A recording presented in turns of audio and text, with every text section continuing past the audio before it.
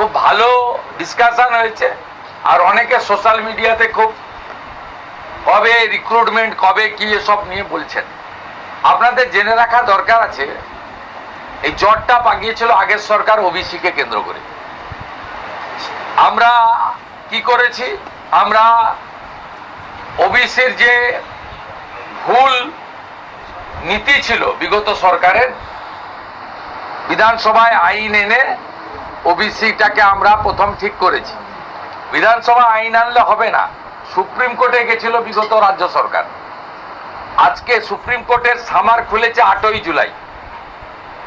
আজকে মেনশন করা হয়েছে আগামী কয়েকদিনের মধ্যে সুপ্রিম কোর্ট থেকে রাজ্য সরকার ওবিসি মামলার ক্ষেত্রে বেরিয়ে আসবে, এক্সিট করবে। তার ফলে যে 6000-এর পরীক্ষা আপনার মৌখিক হয়ে গেছে, বাকি যে 6000-এর মৌখিক বাকি আছে সেটাও হয়ে যাবে। আর আমরা সংকল্পপত্রে দেওয়া কথা অনুযায়ী